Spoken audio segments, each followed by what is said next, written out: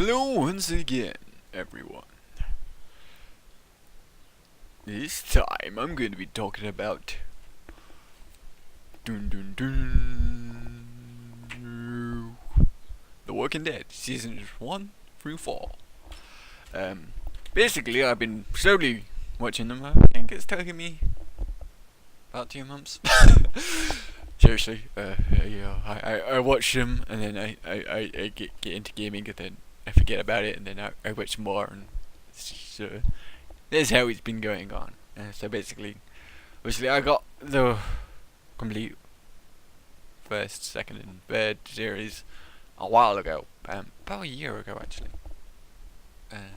Maybe a bit less. I decided, alright, that's on Amazon. I'm like, well, I like The Walking Dead, and I did legally kind of watch the second and third season. Like I legitimately watched the first season because that was way back when in 2010.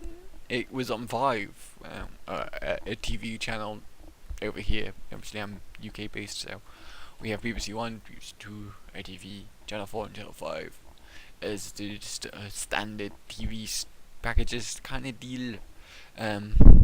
So yeah, so it was on Channel 5, and I saw it, and I'm just like, I'll give it a shot, and watched it. I'm just like, okay, this is a good show. So I watched all 6 episodes that was part of season 1, and it did a really good job of just sort of getting you into the world kind of deal, and just showing you, oh yeah, zombies, or aka walkers in this, are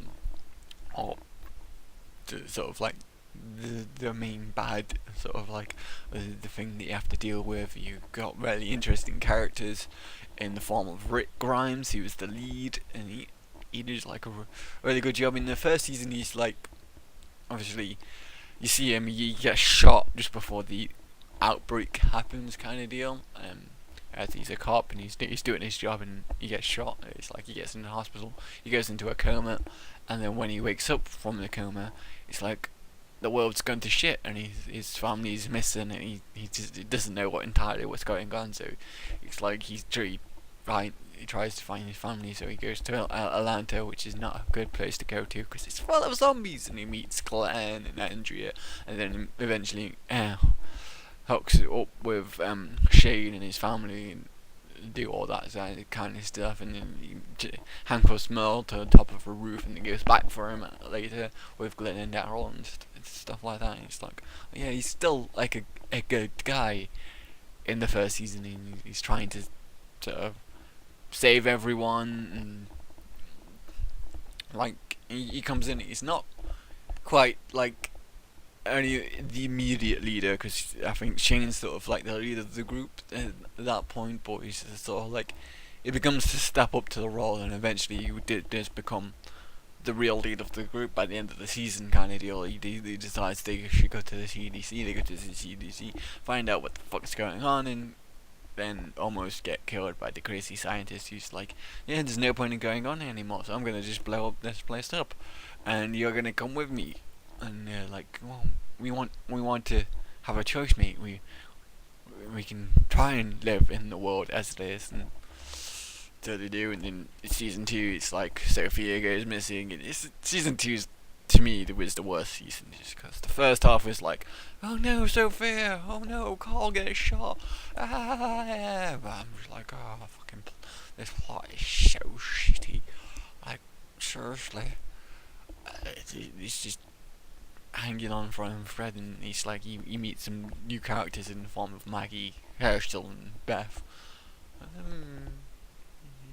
Yeah, they're the important ones. Everything else doesn't matter really, and you get to see more sort of side characters die throughout the season. So it's sort of like the pinnacle of The Walking Dead. Is like, oh yeah.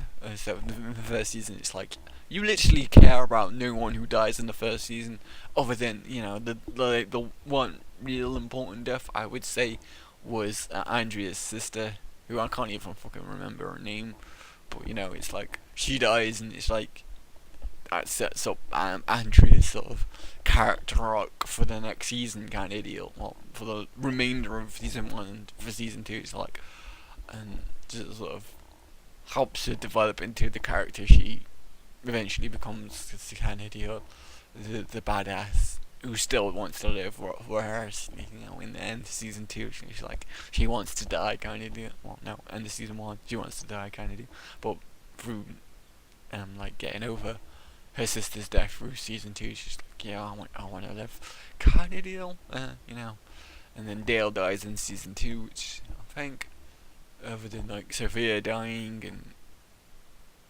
Sylvia and Dale are probably the more important characters. I mean, obviously, you got a couple of characters you just meet in season 2 that die, but they're just like, who fuck's sake, who gives a fuck about them? Kind of deal. And obviously, at the end of season 2, it's like they end up being so desperate because the farm, the safe place that they've been sort of staying at for the most of season 2, Herschel's farm is like, it gets overrun by a horde of walkers, and it's just like, we can't go back here, we have to find somewhere new. We've lost a couple people through the horde, and now we're in the middle of nowhere, stranded, we don't have any fuel, we have very little supplies. What the fuck are we gonna do next, kind of deal? And then they figure it out and find the prison in season 3, and that sort of like, he's see them clear the prison and meet some of the prisoner survivors, and then it's like them setting up themselves up in the prison. Andrea gets split off at the end of season 2 and meets blah blah blah. God damn it! I know I didn't name Michonne. Yeah, that's. Sometimes you just forget names for a brief second. She meets Michonne and they survive together all winter, just the two of them, with the walker pets that Michonne has, and then they sort of discover the governor and Merle through the fact that Andrea is like sick, and so they find this helicopter that's crashed, and then the governor and Merle shows up with a few other guys, and they get taken to this new place called Woodbury, which is like a town that's thriving in the world gone to shit because it's got walls and it's got like over 70 people, and it sort of works, and the governor's the guy in charge, and it's like, at first it seems all like sort of nice and stuff, and then they start to peel back, and it's like you see, oh yeah, this governor guy isn't quite who he seems to be at first, and he's actually a crazy motherfucker who keeps his dead daughter alive, keeps heads in jars. I mean, the Walker fight thing wasn't too bad because it's entertainment, and that's been going around for ever. Really, it's like you have the gladiatorial fights, and it's sort of like a step in that sort of direction where you have two fighters are surrounded by walkers, and it's sort of like the danger and excitement, and people love it, and some people don't. It's like, I mean, obviously. At that time, it's like they've civilized in the fights that we just typically watch, the wrestling, boxing, whatever. People get hurt, but typically no one dies. And I think a few people have died through boxing and wrestling injuries, but it happens very rarely, kind of deal. So these people aren't gonna die doing these sporting events, but these sort of walker fights could potentially lead to a death kind of deal, but it's like an exciting sort of spectacle, which is what the gladiatorial fights were back in the Roman days. The jousting in medieval ages and all that kind of stuff. And so yeah, obviously, and then Mel captures Glenn and Maggie whilst they were on the run searching for baby formula, because Rick's wife Laurie becomes pregnant in season 2, and in season 2 you're like, yeah, she's pregnant, and at the start of season 3 it's like, she's almost expecting. It's been that sort of time frame period kind of deal. It's like 6 or 7 months after, so so she gives birth and dies, and Carl has to kill his mother and all that kind of deal. Sorry about that, in case you probably didn't hear my someone was knocking on my door, so I had to go answer it. So this is gonna make editing a little bit more fun. So yeah, basically Mel captures Glenn and Maggie, takes him back to work, but he tortures him, finds the location of the prison. Rick, Daryl, and Michonne, well, Michonne finds the baby family that Glenn and Maggie got, takes it back to the prison.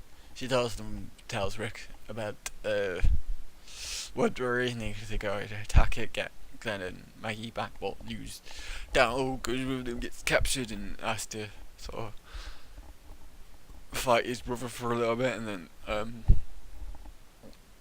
Rick and Maggie sort of rescue him as well as Mel and sort of take them out and all that kind of deal, and this breeds the sort of resentment of the governor against Rick, and so he sort of like attacks the prison, and they do peace talks, and then the governor attacks the prison again, but you know it doesn't lead to anything because Rick manages like to keep his group together and keep them organized and fends off the attacks kind of deal.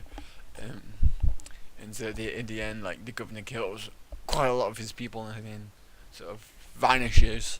And then Rick takes in the Woodbury survivors kind of deal, and they all live not happily ever after in the prison, but live in the prison. And then season 4 starts, and it's like the prison's sort of gone from what it was to like a livable place. It's got farming and it's got its own water supply and all that kind of stuff. It's like looks like it's a good place that they can finally be happy with. It's safe, relatively. I mean, they still have problems with the walkers banging up on against the fence and all that kind of steel business. But then an outbreak happens of a flu. Like it's a relatively dangerous flu. It sort of kills people, and obviously, if the world hadn't gone to shit, if this said outbreak happens, they would have the medications and all that kind of deal to handle this. But because they don't, a few people die because of this flu, and they have to go out on a run and get the proper medications, and that sort of saves people, including Glenn, who actually gets it. It's like, oh no, not Glenn, Glenn's going to die. And because he doesn't, because Glenn's sort of like a major character, so they kind of don't typically kill the really big characters. I mean, obviously, they killed Dale in season 2. In season 3, Andrea dies, who's a sort of bigger character. Shane dies in season 2, again, bigger character. Sort of, but it's sometimes necessary to kill these characters off. It's sometimes unavoidable, but it's like obviously with Glenn, he's saved and carries on throughout season 4. At the mid-season finale of season 4, where basically like the governor comes back and attacks the prison with a tank and his new group and stuff, and kills Herschel, and you're just like, oh no, not Herschel! Damn you, governor! You're such a great villain. But obviously, the governor gets killed, which is just like, yeah, governor is finally dead. They don't have to worry about him. And then obviously, because the governor attacks the prison, fucks up the fences, the walkers come in, and you have to sort of bang out, and that's the end of the prison kind of deal. So it's like they get out in individual survivor groups.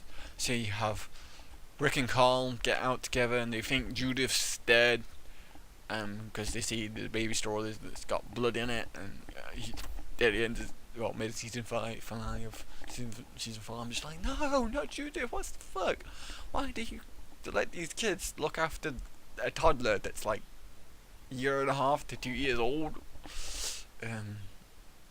No, not a year and a half, maybe a year old, something like that. It's been a couple of months from season 3 to season 4, obviously because of grown cops in that time and stuff like that.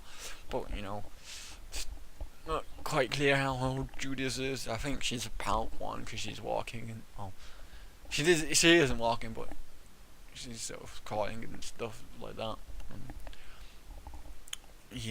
So it's like, that happens. So Carl and Rick go separate ways, and then Michonne manages to meet up with them.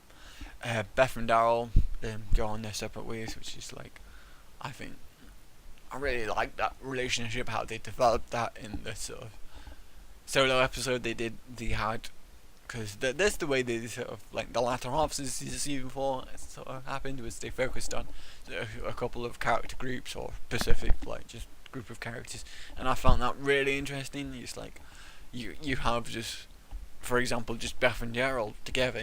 You have two actors, and they just do an amazing job. Again, it's like showcases Chandler Riggs, who plays Carl's character. He did a really phenomenal job, because Rick gets injured and is unconscious for the episode, and you have the Michonne stuff separate to that. And in the same episode, obviously, you get to learn a bit more about Michonne's character, but Carl just sort of goes out on his own to gather food and stuff, and it's like it showcases how sort of matured Carl has become from season 1, where he's a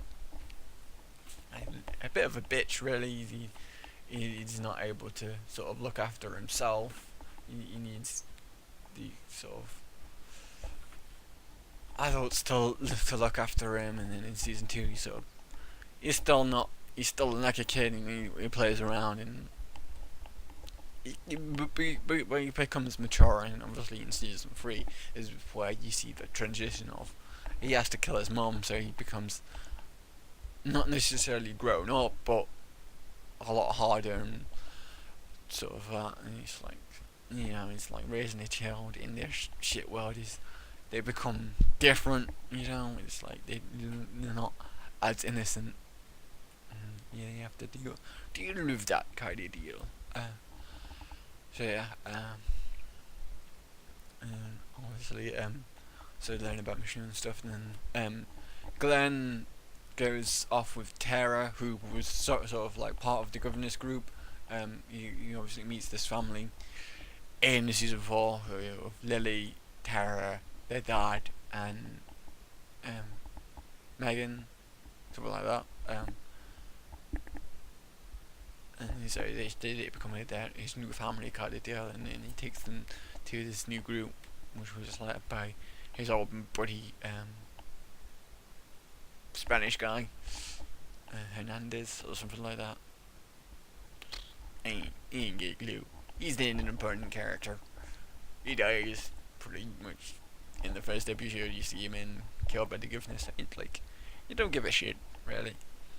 So yeah, all that sort of deal happens. So Glenn and Tara go off, and then they meet some new characters: Abraham, Eugene, and Spanish lady, Jason Venova.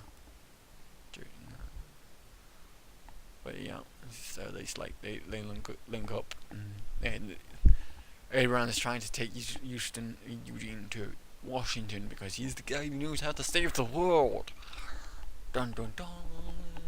But he seems just like a stupid redneck to me. I mean, well, he's not a stupid redneck, but he's got the redneck accent, but he's like really smart, and he's like, I don't know if he does know how to save the world or not. You don't really learn what he really knows in season 4.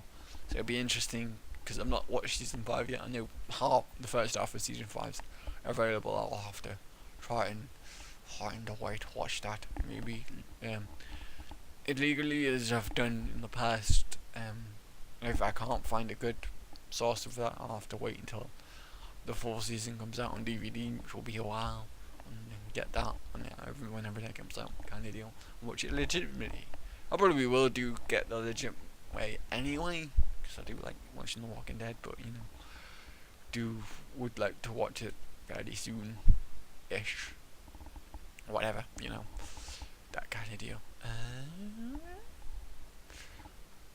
So yeah, but yeah, it's sort of like that happens, and then Maggie is with Sasha and Bob, and Glenn's looks for them, and eventually find each other and all that kind of deal, and then Carol comes back because she's sure it kills two of the people in the prison, and that Rink sends us away, and she comes back and meets Tyrese, Lizzie, Mika and Judith, they get out together, and then meet Carol in the woods kind of deal. And Lizzie's like the most fucked up child I've fucking seen. She's the one that's been like feeding walkers, thinks walkers are people. They kind of are, but they're different. They're more dangerous. It's like a person can hurt you. A walker will hurt you, so you don't want to play with them or whatever. And she's just like, she thinks she can understand the walkers, and it's just like fucked up. She almost kills Judith by covering her mouth open because she's crying and attracting the walkers kind of deal. So you're just like, yeah, you know.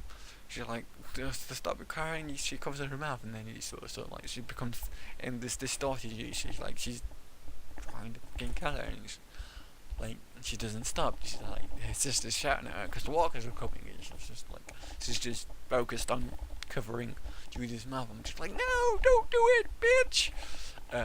Eventually she kills her own sister to show Carol and Tyrese that these walkers are human-ish, or still people anyway, and it's just like, yeah, fucked up, and they eventually have to kill the Carol kills her, and it's just like, that's a really sad moment, because it's like, obviously, Carol really suffered in season 2 with the loss of her daughter, Sylvia, and now in season 4 she kills another child that's sort of like her daughter. She's adopted them kind of deal. So it's like, oh wow, that's so bad. And this show just does that. Even though I'm kind of happy that Lizzie died, because she was fucked up. I'm sorry that Mika died, because even though she was slightly weaker than her sister, she was intelligent, and she possibly could have lived in that long if she just toughened up a bit like Clementine did. Obviously, again, if you guys knew me, I bleed The Walking Dead, and so I loved that. So I love the series as well. It's probably my third favourite series at the moment. Game of Thrones and Doctor Who beats it, just because I've been watching Doctor Who for so many years, and it's always just the best. And Game of Thrones is just, I've read the book series, obviously. I did a whole discussion on Game of Thrones a month ago. So you know I have that. But yeah, season 4 was definitely a really amazing series. Season 4 for it, just showcasing how the really amazing acting skills. There's some flashbacks that you learn more about certain characters, which is awesome. And then in the end, it sort of converges at Terminus, which is not like a new interesting place, which was like sounded too good to be true to me. It's like Sanctuary for All. I'm just like, that's too good to be true, and it turns out I was right. And I'm gonna be looking forward to finding out what the hell happens in season 5. Do they make it out? Do they take over Terminus? Or does Rick take over Terminus? I mean, obviously Rick's transformation in characters, he goes from the good guy to not necessarily a good guy in the end of season 4. He's a survivor, but what he's done to survive is he's ripped our guy's throat out, he's killed people, he's killed Shane, and all this kind of deal. He's setting an example for Carl, who becomes slightly more messed up because of this, I think. And he thinks himself a monster, and it's all very interesting, and I really do just sort of enjoy the changing of the character progression. I really do want to get the comic book series. I'm probably going to try and get them in the next few months to read them, because it's sort of like, it's still ongoing, and there's so much I've got to read. But I would be really interested to see, like, if I'll probably just get the first one at first, and see if I do like enjoy reading it. I probably will, because I've got several other comic books and I've enjoyed them, so hopefully I would enjoy this. But yeah, that's pretty much all I've got to say about The Walking Dead. I really enjoy it. Definitely season 4 has been the best one so far in terms of having amazing action, but just amazing character development, showing off just tremendous acting skills and all that kind of spiel. So yeah, that's it. So I'll edit these 2 parts together at some point, and I'll see you guys next time for another video. Peace out, Girl Scouts.